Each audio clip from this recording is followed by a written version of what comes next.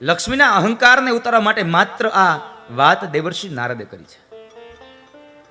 અને જૂઠી વાત પણ નથી કરી, સત્ય જ કરી છે કે મહાન પતિવ્રતા નારી છે. વૈકુંઠમાંથી નીકળી અને નારદ કૈલાસમાં જાય અને અહીંયા લક્ષ્મી ભગવાન વિષ્ણુ પાસે ભગવાનને જઈને કહે છે, પ્રભુ કોઈ પણ સંજોગે આ ધરતી લોકમાં કોઈક અનસૂયા છે અને પતિવ્રતા નારી છે, એનો તમે નિયમ ભંગાવો, એનું વ્રત તમે તોડાવો. ભગવાન કહે છે, દેવી લક્ષ્મી, તમને આવા વિચારો આવ્યા? આપણે કોઈકનું અહિત ન કરાય, ભલે ને રહ્યા પતિવ્રતા નારી, શું વાંધો છે? ના, તમે છોડાવો. બાળહઠ, રાજહઠ અને સ્ત્રીહઠ ગમે તેમ થાય, મૂકે નહીં. ભગવાન વિષ્ણુએ સાંત્વના આપી કે ભલે દેવી, કંઈક કરીશું. નારદ બરાબર અહીંયા આવ્યા.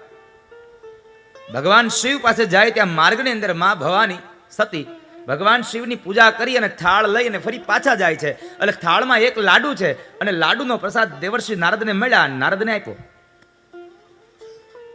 લાડુનો પ્રસાદ નારદને આપ્યો. નારદે લાડુ ખાધો અને એ જ જગ્યાએ માને કહે છે, માં એક વાત કહું, દુઃખ ન લગાડતા. તમે લાડુ આપ્યો સારો હતો, વાંધો નહોતો, પણ અનસૂયાના આશ્રમનો જે લાડુ હતો ને, એવો લાડુ તો હજી સુધીમાં મેં કંઈ ખાધો જ નથી. અનસૂયાના આશ્રમમાં જે લાડુ હતો એવો લાડુ તો મેં હજી સ્વાદ ચાખ્યો જ નથી. હવે અનસૂયાના આશ્રમનો લાડુ કીધું એટલે એ જ સમયે વળી પાછું માં ભવાનીએ પ્રશ્ન કર્યો, નારદ, આ અનસૂયા કોણ છે? નારદે વળી આહુતિ આપી, માં તમને નથી ખબર? એ તો મહાન પતિવ્રતા નારી છે, એના પતિની બહુ સેવા કરે છે. એમ? હા. નારદ ત્યાંથી નીકળ્યા બ્રહ્મલોકમાં સાવિત્રી પાસે. અહીંયા સીધા જ માં ભવાની ભગવાન શિવ પાસે.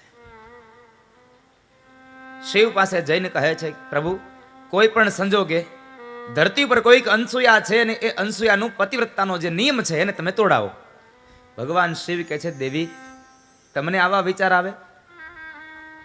તમને ખબર છે કોઈકનું ખરાબ કરે ને એનું સૌથી પહેલા ખરાબ થાય.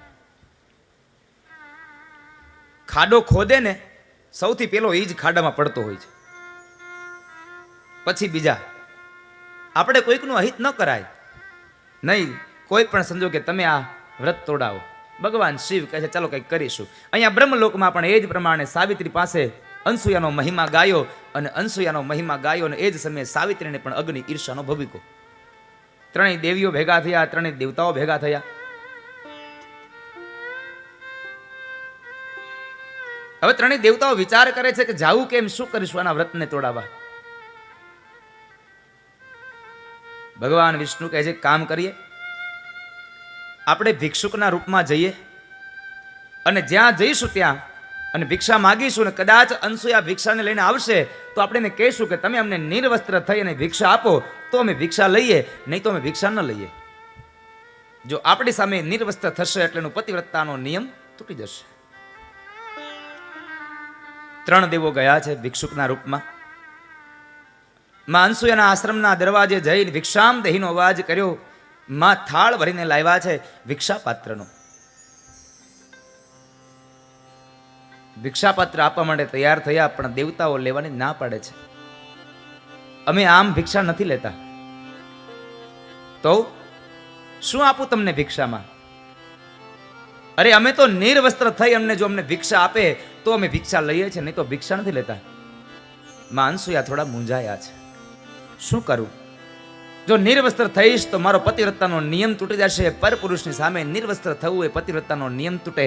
અને જો નિર્વસ્ત્ર નહીં થાવ તો આ ભિક્ષુક મારા ત્યાંથી આંગણેથી એમને ખાલી હાથ પાછા જશે. હું પાપની અધિકારી બનીશ.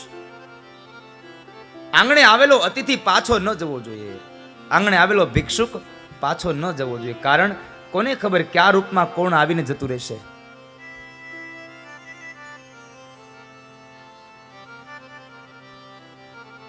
આપણી પાસે કોઈક યાચના કરવા આવ્યો હોય એ માણસ ખાલી હાથે ન જવો જોઈએ. ક્યારેક ક્યારેક તો આપણે શું કરતા હોઈએ છીએ, આપણી પાસે કોઈ ભિક્ષા લેવા માટે આવે, પગથી સારો હોય, હાથથી સારો હોય, શરીરમાં એકદમ સ્વચ્છ હોય, એટલે શું કહીએ, એલા ભાઈ માગીને ખાચો કંઈક કામ કરીને ઘણાય મળશે કહીએ છે ને આપણે. યાદ રાખજો, એને પણ કમાવું છે, પણ એના ભાગ્યમાં લખ્યું છે તારે માગીને જ ખાવું પડશે, માટે એને ભિક્ષાવૃત્તિ કરવી પડે છે બાપ. એના ભાગ્યમાં લખાયું છે કે મારે માગીને જ ખાવાનું. ન આપી શકો તો કઈ વાંધો નહીં, આવા શબ્દો ન બોલશો.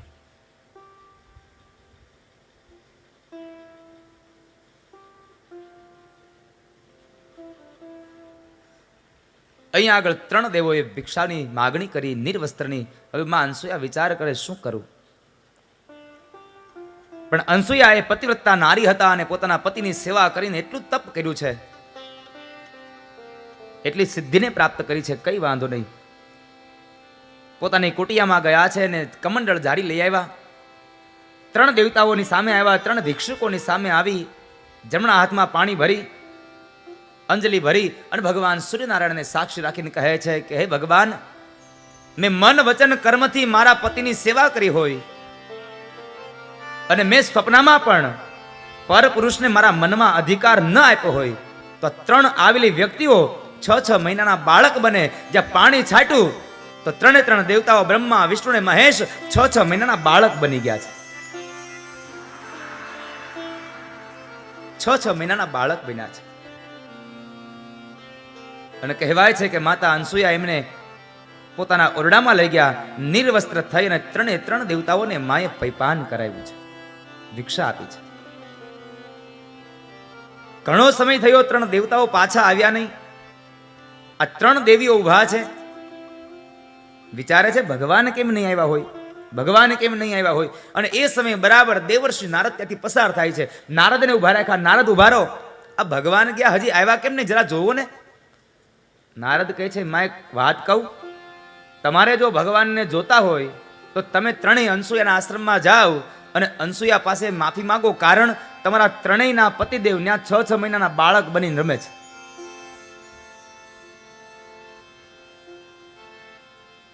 અનસુયાએ એના પર પાણીની અંજલિ છાટીને 3 દેવતાઓને 6 મહિનાના બાળક બનાવ્યા છે. તમે જાઓ અને માફી માગી લ્યો તો કદાચ તમને મળે. 3 દેવીઓ કહે છે નહીં હો નારદ, અમે ત્યાં ન જઈએ, અમારા ઘરવાળાને 6 મહિનાના બનાવ્યા, અમારું શું થાય, અમે ન જઈએ, નહીં ને કદાચ અમને શ્રાપ આપી દે તો. અને ત્યારે નારદે બહુ સરસ વાત કરી છે કે માં, એ અનસુયા છે, તમારી જેવી અસૂયા નથી. અનસુયાનો અર્થ છે કે જેમાં ઈર્ષા નથી, અને અસૂયાનો અર્થઘટન કર્યું કે જે ઈર્ષાથી ભરેલું છે.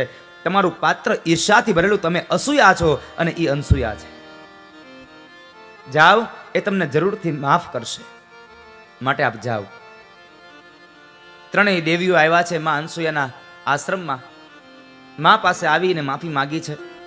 3 દેવતાઓ પારણિયામાં ઝૂલે છે. અહીંયા 3 દેવીઓ ઊભા છે, વાતો કરે છે. અને એ સમયે બરાબર અત્રિ ઋષિનો પ્રવેશ થયો. અત્રિ ઋષિ ત્યાં પધાર્યા. આવીને જોયે તો આ 3 બાળકો, આ 3 સ્ત્રીઓ. અત્રિ કહે છે શું છે અનસુયા, આ બધું આ શું છે, આ બાળકો કોણ છે, આ સ્ત્રીઓ કોણ છે. અને ત્યારે અનસુયા કહે છે પતિદેવ, આ 3 બાળકો છે ને એ મારા દીકરાઓ છે, અને આ 3 સ્ત્રીઓ ઉભીને એ મારા દીકરાની ઘરવાળીઓ, મારી પુત્ર વધુઓ છે. બ્રહ્મને પણ સાહેબ 6 મહિનાના બાળક બનાવે એ પતિવ્રતા નારીનો તપ છે.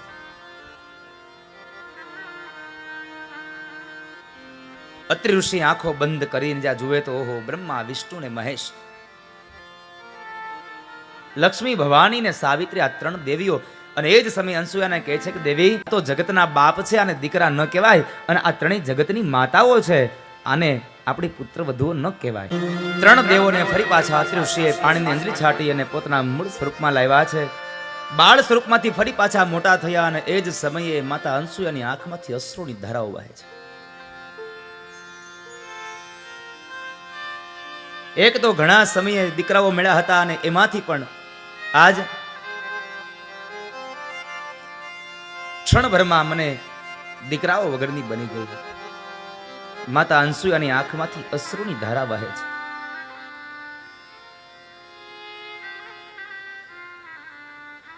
અને એ સમયે ભગવાન વિષ્ણુ કહે છે કે માં, તમે રડો નહીં, આજ ભલે અમે તમારી પાસેથી દૂર જઈએ છીએ, પણ હે માં, અમારા 3 દેવના અંશ રૂપે અમે તમારે ત્યાં તમારા કુખથી જન્મ લઈ અને તમારો દીકરો બનીને આવીશું.